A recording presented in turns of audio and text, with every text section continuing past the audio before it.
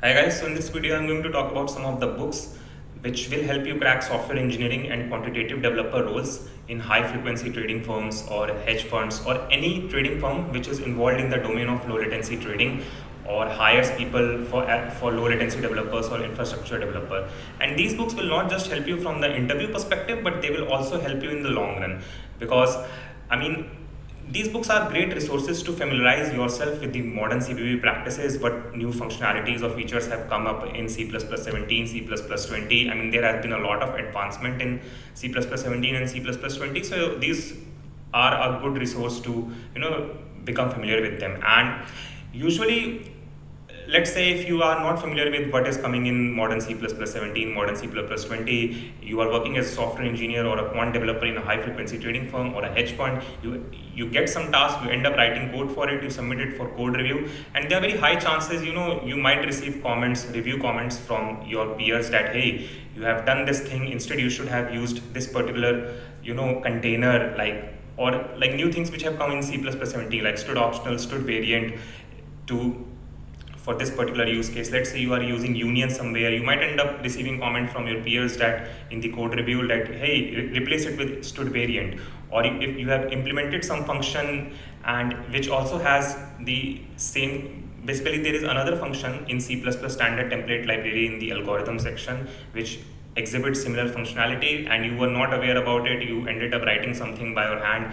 Again, in code review comments, you might receive a comment that, hey, there is a particular algorithm in C++ STL used at, why are you reinventing the wheel? And these kind of things are usually not good. I mean, they might make you look stupid in front of your peers. These kind of things, might also be reflected in your year end or your half yearly reviews in the firm that, hey, you need to increase your knowledge in C++ or in this particular domain. So yeah, and another thing to note is that most of the trading firms have now started using C++20. I mean, I have talked to a couple of peers, couple of my friends who work for those firms. I mean, they have told me that they are using C++20. Even some of the Indian trading firms like Graviton, APT Portfolio, they are using C++20. I think when I was working at Tower, they were a little behind. I mean, Tower Research is still using C++17. So yeah, the important thing is that you should familiarize yourself with C++17 and C++20. I mean, if you're still stuck on C++98 or C++11, it's better to, upgrade yourself because most of the trading firms, I think almost all of the trading firms are at least using C++17. Some of the trading firms, they are a bit behind, like they might be on C++14 or 11, but again, that is not even good from the perspective of, writing very low latency applications because C++17 and C++20 have brought a lot of advancement in terms of template meta programming and, compile time programming, which will help you generate or write more latency, low latency code or ultra low latency code. So yeah, some of the books which I will tell you here, I mean, I have made a similar video about, books which can help you in HFT interviews. You should also refer to that. And without wasting any time, let's jump to this. So yeah, the first book is again this Effective C++ STL, Effective Modern C++, which has written by Scott Myers. So this book I have also told in my previous video, you should definitely read this book if you haven't read it still. There is a complete series of Effective C++ books by Scott Myers and it is a very important book, and I'll tell you why this is important. Like its first chapter itself, which describes about how template parameters are deduced or how auto is deduced. So those things are very important to understand how move semantics of stood forward, perfect forwarding works in C++. And this book also has a dedicated chapter on move semantics and perfect forwarding. Like most of the people have misconception about what std move does. So stood move is actually a casting operator. I mean, some people have the understanding that it does move construction or move assignment operation. No, it does not do that. It only does casting. I mean, it casts a value to a R value. Okay, stood move is just a R value cast operation. And similarly, there is a thing or utility in C++ called stood forward. So again, people have misconceptions around it that stood forward is used to do perfect forwarding or it does perfect forwarding. It's not that. Stood forward is again just a conditional cast. Stood forward is a conditional cast. I mean, in some cases it will cast to R value, in some cases it might cast to L value. And then this book also has a very great chapter on smart pointers. I mean, these are like very important from the perspective of interviews because most of the interviews, they check you on these concepts. I mean, I have myself given and taken a lot of interviews for in this domain. I mean, a lot of C++ interviews when I worked for DE Shaw and Tower Research, and I have also given a lot of interviews at different firms like Optiver, Jane Street, and these firms. I mean, Jane Street, they do not ask C++ questions, but companies like Optiver or other companies which are involved in, which heavily use C++, like Headlands, Citadel, so they particularly ask these kind of questions. And if you do not have very good understanding around them, you might end up doing wrong there. So similarly, this book has a great chapter on smart pointers. I mean, it explains in detail about stood unique PTR, stood shared PTR, and also about stood weak PTR. I mean, most companies will ask you to implement stood unique PTR or stood shared PTR in a 1 hour interview, and you are supposed to implement it. And again, this book also explains the nitty-gritty behind the things, like how like stood pointer, stood shared PTR is a reference counted object. So how it maintains the reference count, like there is a concept of control block within which stood shared PTR stores all that information. Now, like this reference count is basically an integer, but many people are not aware that it is an atomic integer actually. So I mean, incrementing and decrementing the reference count from different threads is thread safe because it is a stood atomic. I mean, it's an atomic integer, so there is no possibility of race condition there. So these kind of things are actually explained in this book. I mean, you will not find these information anywhere. And I mean, unless you end up looking at the GCC implementation or MSVC implementation itself, then this book also has a dedicated chapter on multi-threading in C++, like it's chapter 7, the concurrency API. Like in C++, there are like 2 ways to do multi-threading. You can either use a stood thread.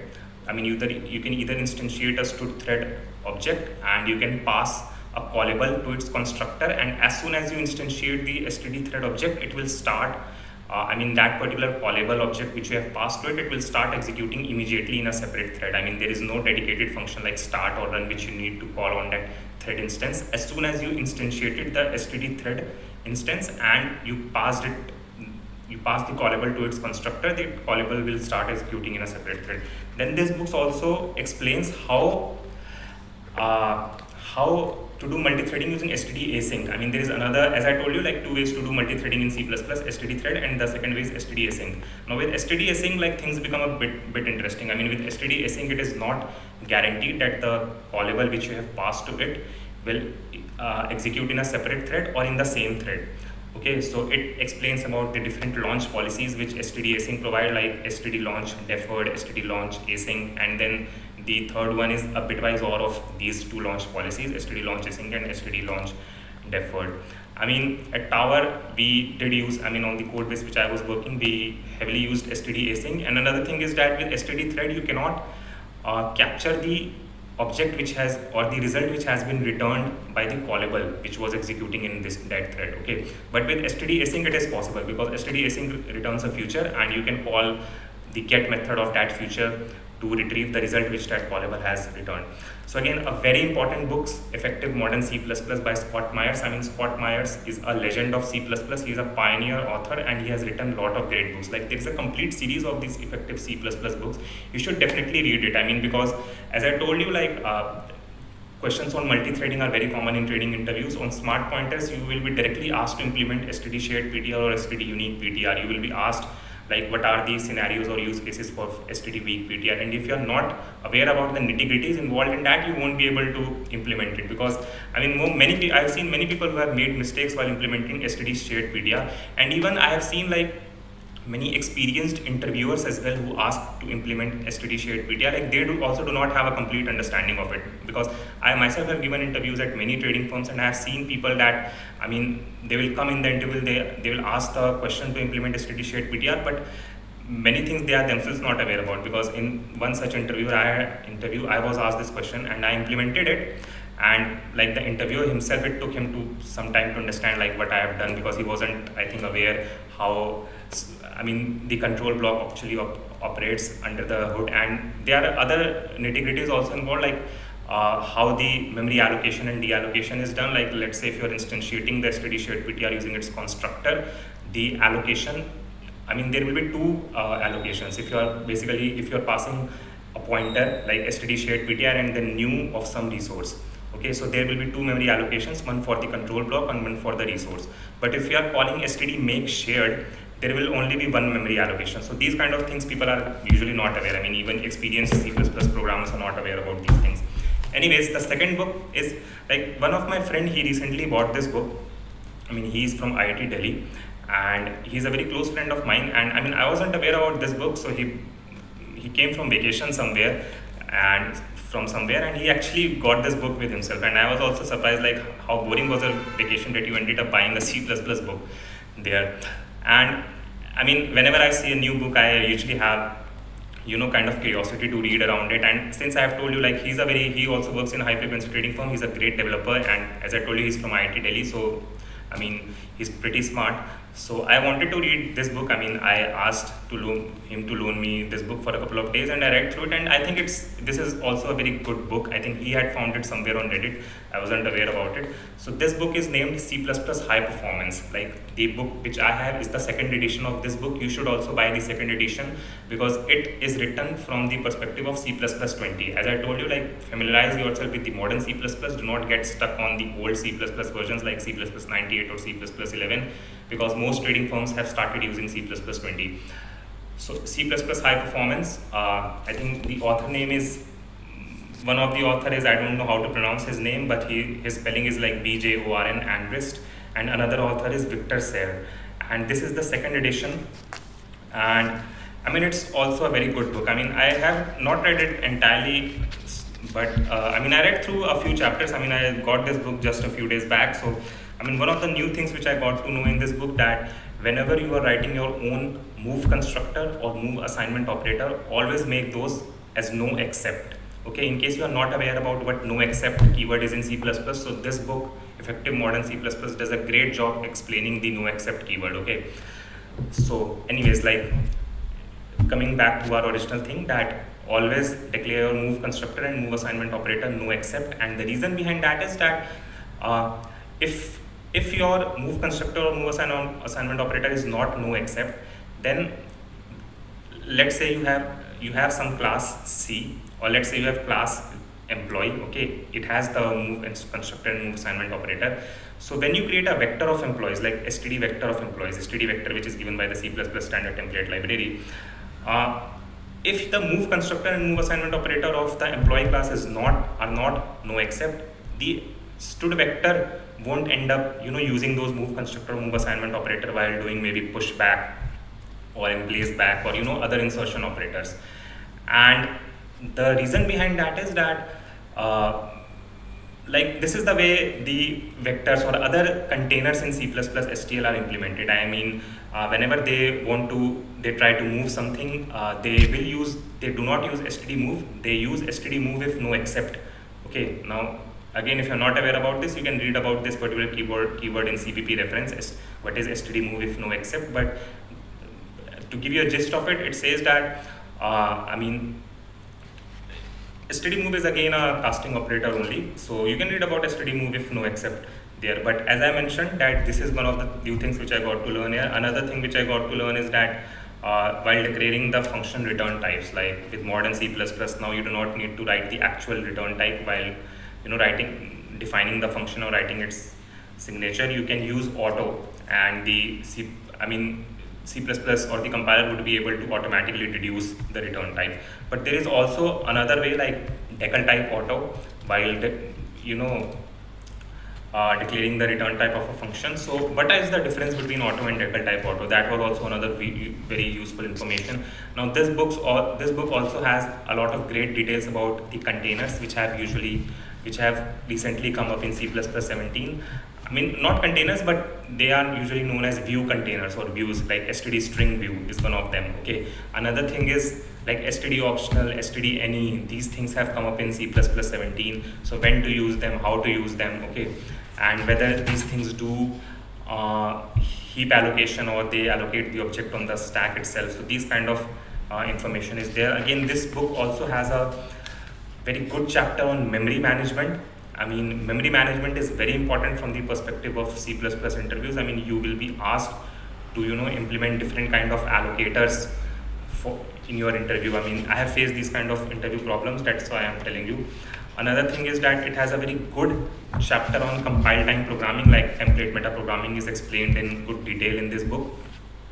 Then there are, as I told you, like there is a dedicated chapter for heterogeneous collections in C++.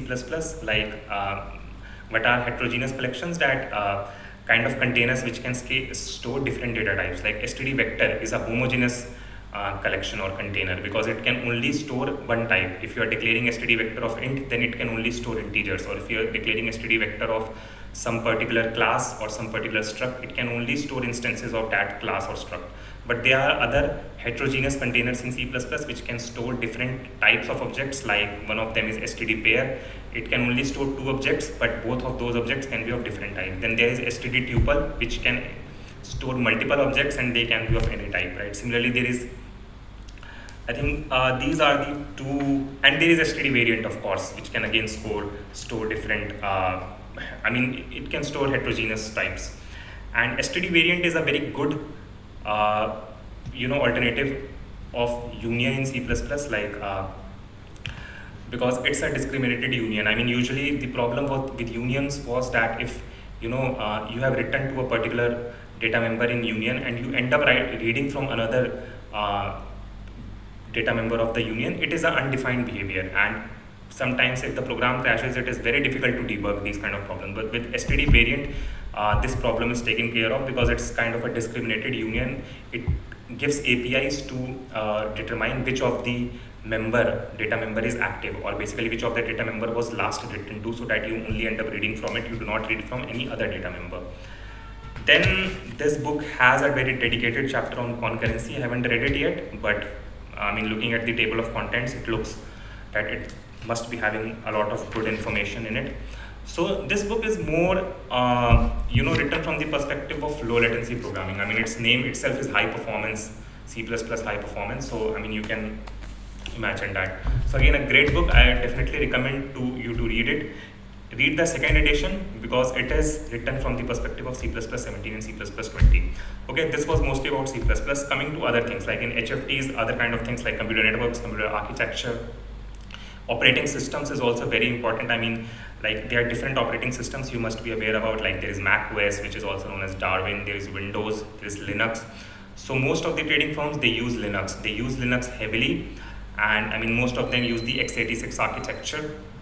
So with Linux, the thing is that all the production code, all the test code is run on the Linux boxes or itself. All the production boxes are Linux boxes. So it is very important to be familiar with Linux and have a very deep understanding of all kind of system calls given by Linux, in what case which you should use which one. Okay, there are a lot of other things. So like there is a very kind of a Bible for that, and a very, very important book.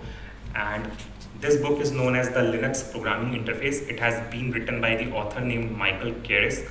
Now, Michael Karisk, in case you do not know, he's a legend of Linux programming.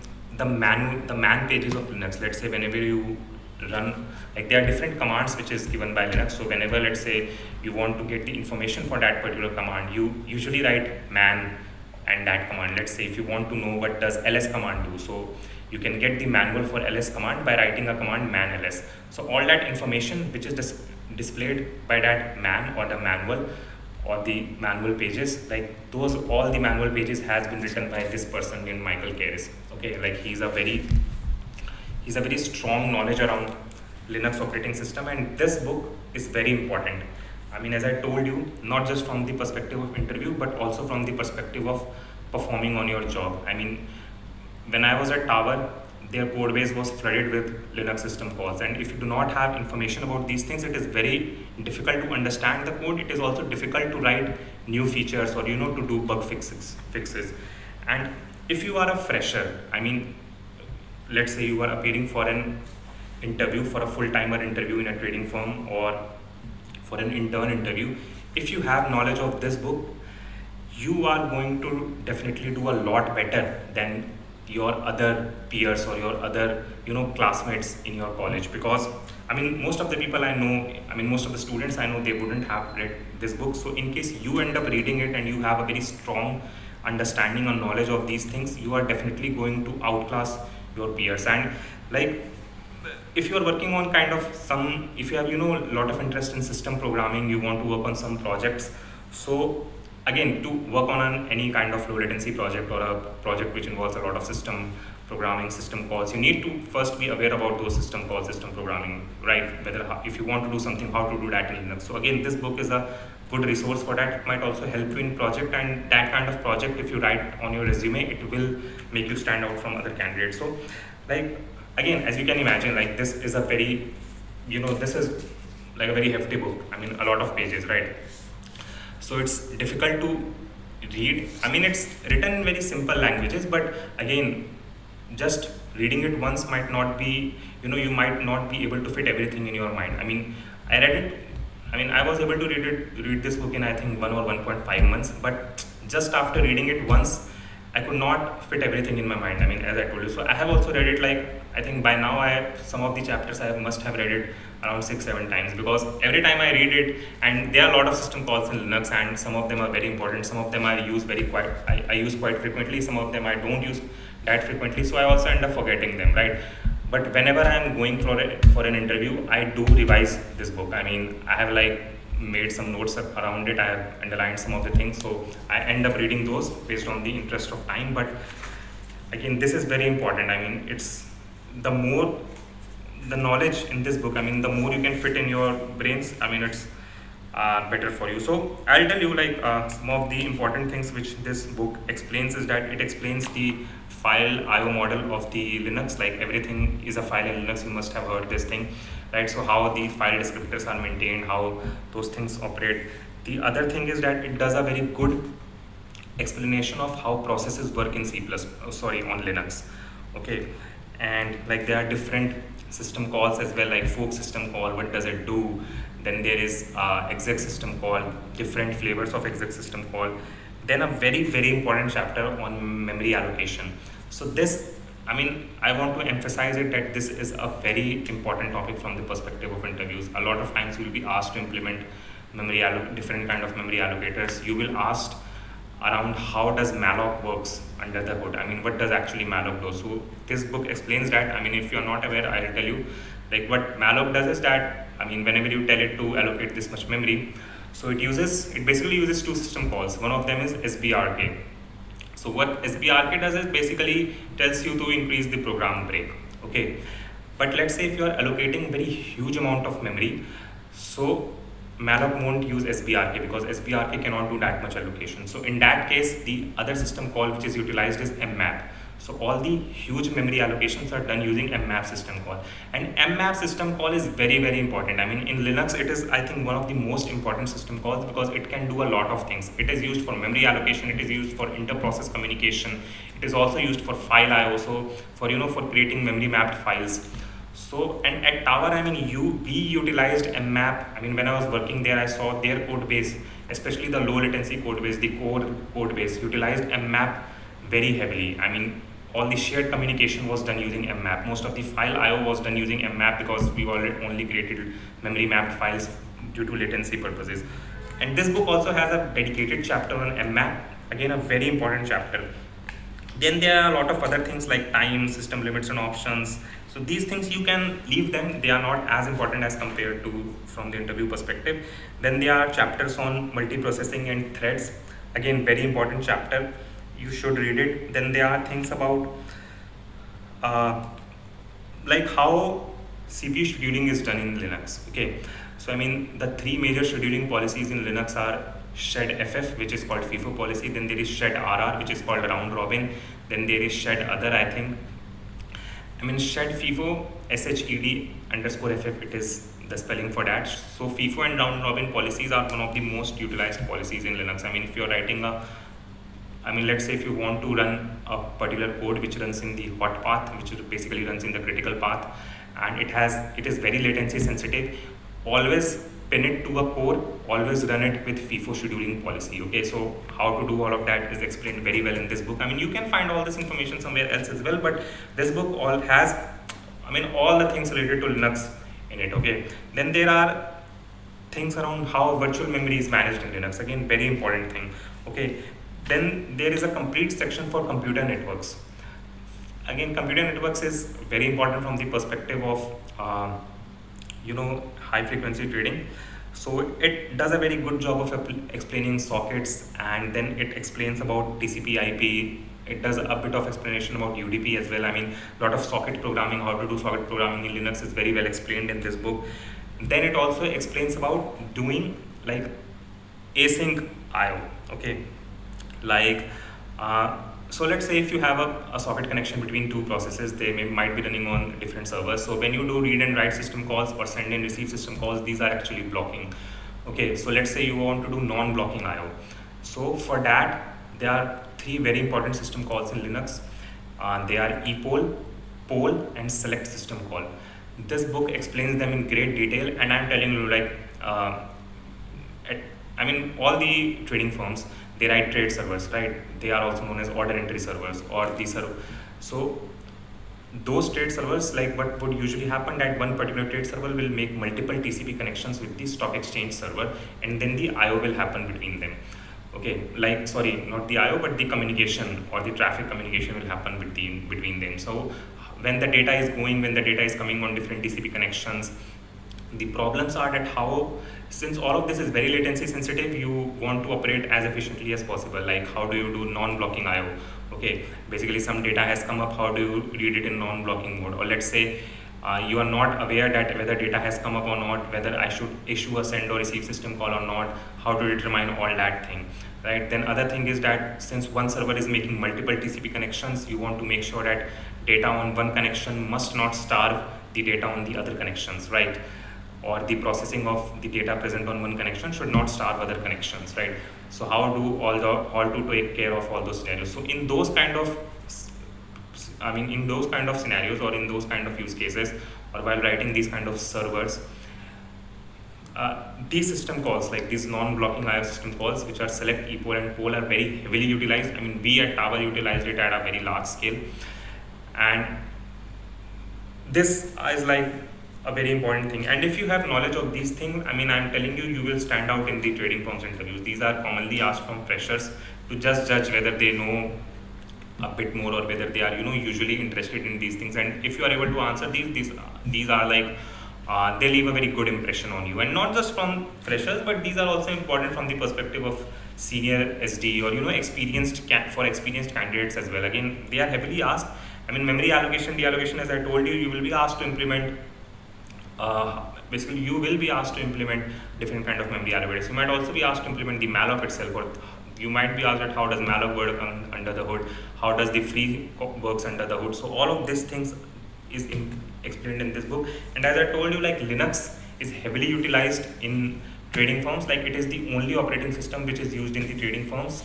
So you need to be very well aware about it, and this book is the resource for that. I mean, I myself have read this book multiple times. Some of the chapters I have read many times. So I am like a testament to it that this is a very important and very good book. So anyways, thank you guys for watching. Please do not forget to like, subscribe, and comment, and I'll see you all next time.